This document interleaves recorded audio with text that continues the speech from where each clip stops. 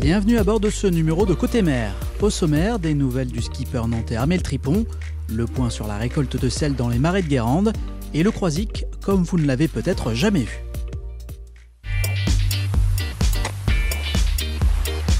Le 5 novembre prochain, Armel Tripon sera au Havre à bord de son nouveau monocoque chocolat réauté pour prendre le départ de la Transat Jacques Vabre. Pour rallier Salvador de Bahia au Brésil, le skipper nantais fera équipe avec Vincent Barneau.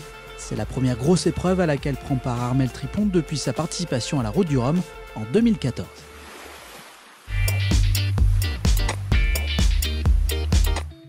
La récolte du sel est terminée dans les marais salants de Guérande. C'est l'heure des premiers bilans pour les 200 baluliers de la coopérative. Malgré une météo chaotique, ils vont pouvoir refaire leur stock de sel. On a plutôt une belle saison qui a commencé parce que les conditions étaient plutôt favorables début juin. On a fait un mois de juin et jusqu'à mi-juillet très efficace. Et puis après, de mi-juillet à mi-août, on a eu des conditions qui n'étaient pas favorables. Et là, la saison s'est finie depuis fin août. On finit de rentrer notre gros sel. Cette année, comme on est parti relativement de bonne heure et qu'on a eu pas mal de prises consécutives, le sel est beau. Et puis également pour la fleur de sel, parce que la fleur de sel, nous faisons attention à ne prendre que le meilleur. La récolte concrétise le travail de toute une année. Dès que la récolte est finie, on se reprojette sur les travaux essentiellement de remise en état de marais qui avaient été abandonnés pendant la période automnale.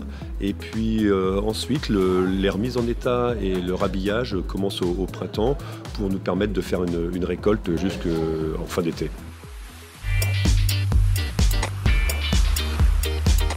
L'image de la semaine, c'est la côte du Croisic filmée par un drone. La vidéo a été mise en ligne par l'Office du tourisme du Croisic et ça donne envie de repartir en vacances.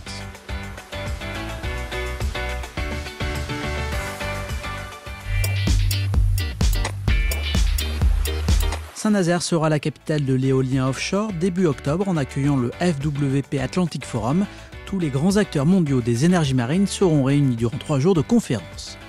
Et puis des bateaux volants vont investir la baie de la Baule du 23 au 27 octobre prochain.